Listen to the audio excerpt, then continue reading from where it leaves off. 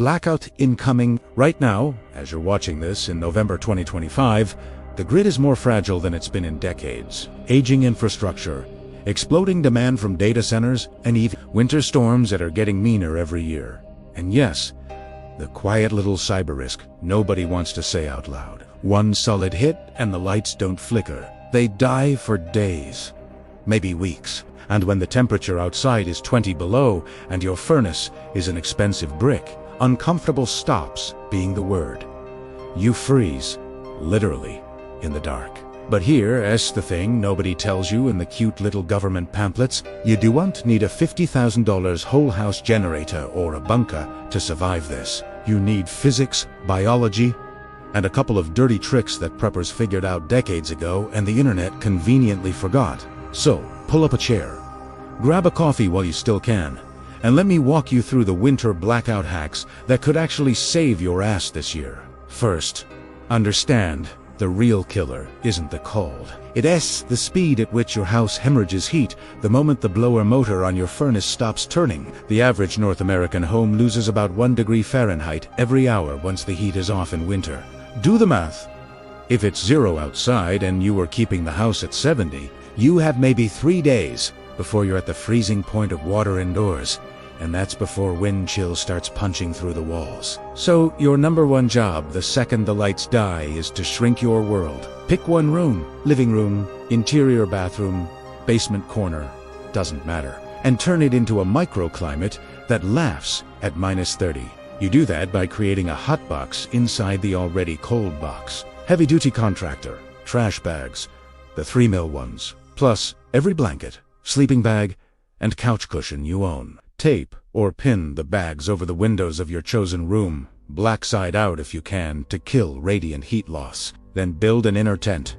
Run a rope corner to corner across the ceiling. Throw your thickest blankets or a couple of cheap tarps over it and let them drape to the floor. You've just cut the air volume you have to heat by 80 or 90%. A single candle inside that setup can raise the temperature 15 degrees. 3 tea lights in a clay pot terracotta heater, yay. The one YouTube laughed at in 2018 can push it another 20. This works because you're trapping convective loops and radiant heat in a tiny space, exactly like your body does inside a good winter sleeping bag rated to -40. Speaking of your body, let's talk heat production, because once the house hits 40 degrees, the game flips from keeping the building warm to keeping you alive. Your metabolism is a furnace that burns 100 watts. At rest more if you feed it right. The trick is to supercharge it without burning through your food stores too fast. Start drinking warm liquids the moment the power drops. Not hot, warm. Hot liquids trigger a sweat response and actually cool you down long term. Warm fluids, tea, broth, whatever, raise core temp half a degree and keep it there for hours with almost no energy cost. Add a teaspoon of butter or coconut oil to every mug. Fat has 9 calories per gram, and in cold stress, your body prioritizes burning lipids to spare glucose for your brain. Arctic explorers have known this for a century.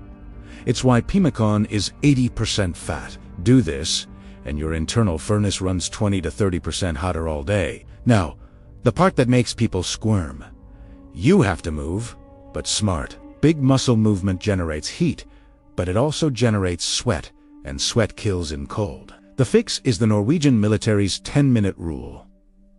Every hour, on the hour, do 10 minutes of body weight squats, push-ups, jumping jacks, whatever, until you're breathing hard but not drenched. Then immediately strip off the damp layer, wring it out if you have to, and put on dry clothes from your dry bag. Sounds insane when it's dark and 30 degrees in your living room, but that 10-minute burst can raise your core temp almost a full degree for the next 2 hours. Multiply by 24 hours, and you're buying yourself days of margin. This is straight out of cold weather military field manuals. It works because skeletal muscle is the biggest heat engine you've got. Water is the silent second killer nobody thinks about until the tap runs dry.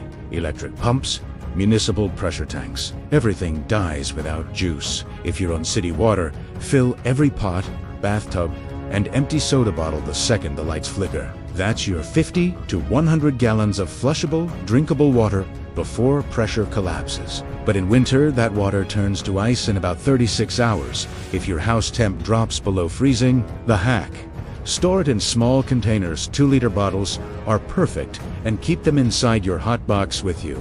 Your own body heat plus the candles keep them liquid. Bonus: as the bottles cool toward 39 degrees Fahrenheit, the density peak of water, they actually release latent heat into the room. Free bonus warmth while keeping your drinking water from becoming a brick. Food is easier than people panic about, but only if you stop thinking like a suburban. Anything in your freezer is now a giant ice pack keeping itself cold.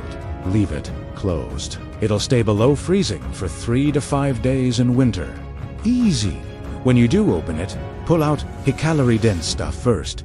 Peanut butter, nuts, cheese, salami. Fat and protein digest slowly and produce more metabolic heat than carbs.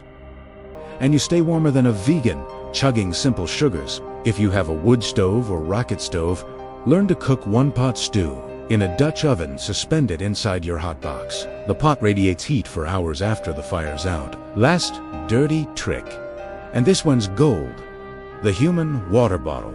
Fill a couple of sturdy 1-liter Nalgene-style bottles with hot water as hot as your tap will go.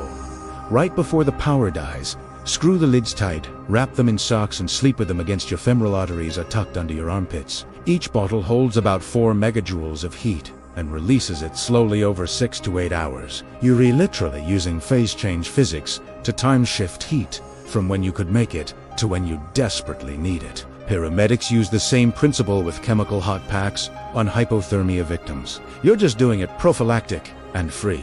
Look, nobody hopes the grid collapses this winter, but hoping isn't a strategy. The difference between shivering misery and actually sleeping through a week-long blackout is maybe $50 in gear and the knowledge you're soaking up right now. Shrink your space, hack your metabolism, weaponize water bottles, and treat your own body like the portable furnace it actually is. Do these things, and when the lights come back on, days or weeks later, you'll be the one neighbors stare at like you're some kind of wizard. Because, in a dead grid, knowledge is the only generator that never runs out of fuel. Stay warm out there, and if you're watching this after the lights already went out, start with the inner tent. You still have time.